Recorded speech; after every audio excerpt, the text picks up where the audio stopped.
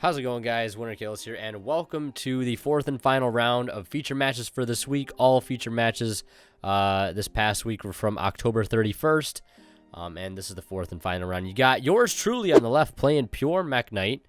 This was taking place during One Deck 1 Month, which I believe we did cover this match in very brief detail, but obviously we'll be going over the whole thing here. I did lose Diral, which is very, very unfortunate, especially against a deck like Buster Blader, which if you saw round 2, you saw how devastating this deck can be. By the way, link to some of the previous feature matches from this particular week should be annotated up in the top right or at the end of the video. Luckily, I have the Ash Blossom for the Buster Whelp, otherwise that would pretty much get him right to a Buster Lock. So we'll just link it to a linked Rebo and pass. Also want to mention really quick that a lot of these feature matches were posted a few days in advance just for YouTube members to see early. So if you want to be able to get in on early videos or even some exclusive behind-the-scene content in the community tab that only YouTube members will be able to see, like mail days and deck profiles and things like that, consider becoming a YouTube member today. Link in the description or by hitting that blue join button down below. So getting back to it here, of course, the Lee the World Chalice Fairy resolving to search the cup, linking that into Al Mirage, and then going for Blue Sky off of memory. So we're already locked into Mekk Knights here, unfortunately, this early on. We're going to set a card here to try to go ahead and get Blue Sky on board, but what does he have? He's got Prologue. Best card ever printed. Damn near close, if you ask me. How about a free Buster Lock for literally no cost whatsoever?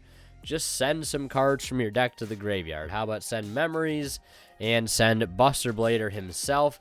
And that is going to do a little bit of a wombo combo here.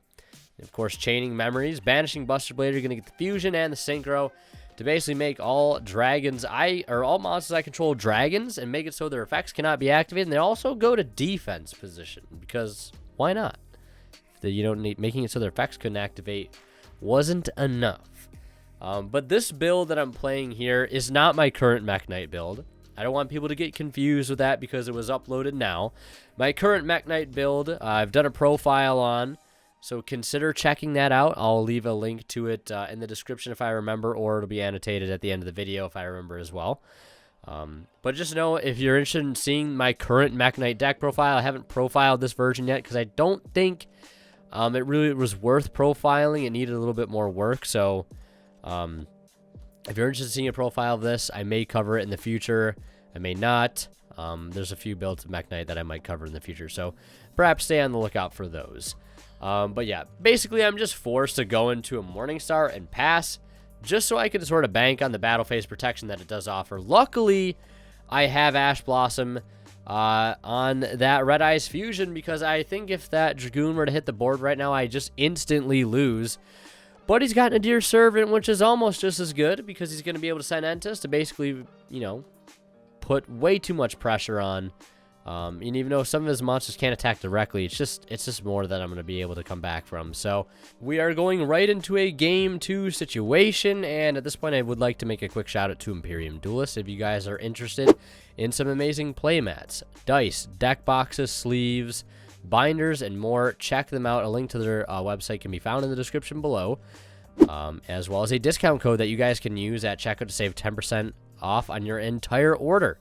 It's one of the best ways to support the channel directly, because you'll get something out of it in the process.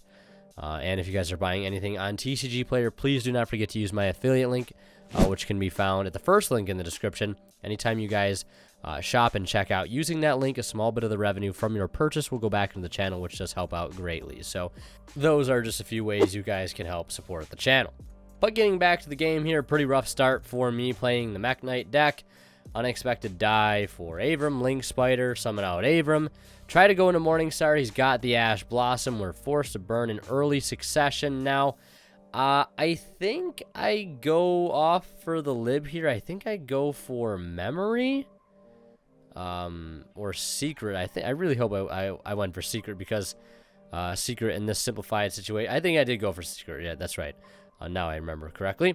But I go ahead and normal summon World Chalice Guard Dragon, because I thought I was going to be able to extend all the way up into an Avermax with the graveyard effect of the Guard Dragon, but I miscalculated and, you know, had some improper zone placement, and I just kind of misplayed a little bit there.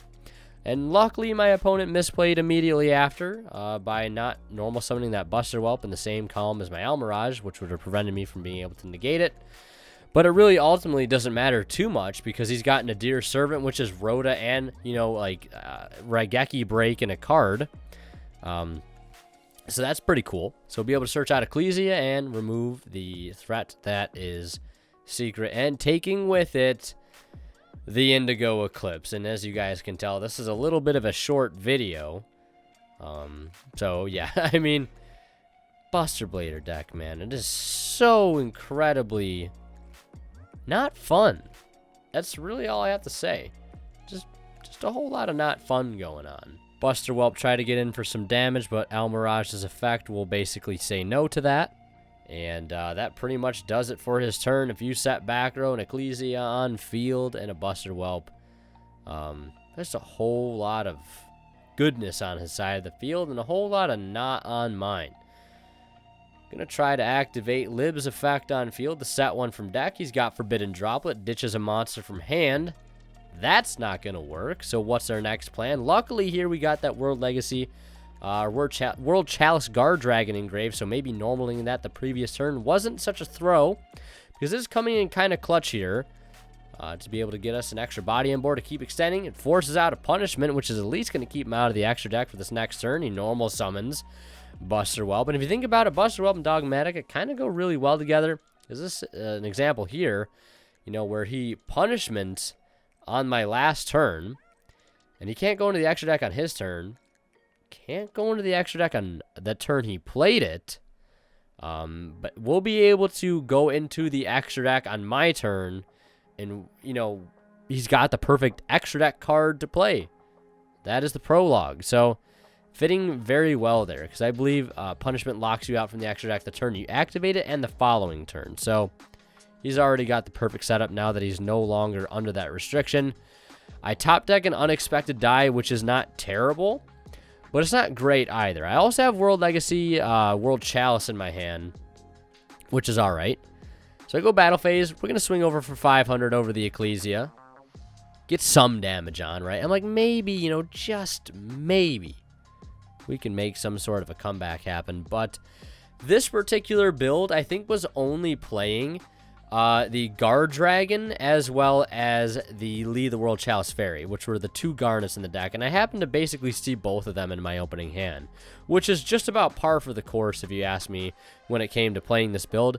Other builds I ran played Chosen by the World Chalice, which wasn't so bad because I was able to still resolve World Legacy World Chalice's graveyard effect, which, as you can see, I'm not able to here after I link it off for Almirage. And I was able to get the normal summon onto the field via the Imduk, the World Chalice Guard Dragon Link monster. But he's still able to get into Buster Synchro, Buster Dragon, using its effect on field during the next turn to bring back Buster Dragon, or Buster Blader, rather, my bad. And then linking into Anaconda, using Memories Engraved. He gets a little ahead of himself here. But, you know, the Dragoon's coming regardless. Just did things in a little bit of an opposite order. So he would have gotten Destruction Swordmaster first, or Destruction Swordsman first, and then Dragoon after. So he's going to go ahead and put the Buster Blader fusion out, then the Dragoon. So we're staring down a whole lot of not good.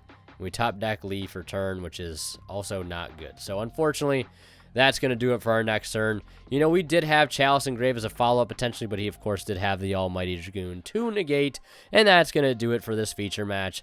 Pretty short one, but, you know, what are you going to do? That's just how Yu-Gi-Oh! Is sometimes, unfortunately.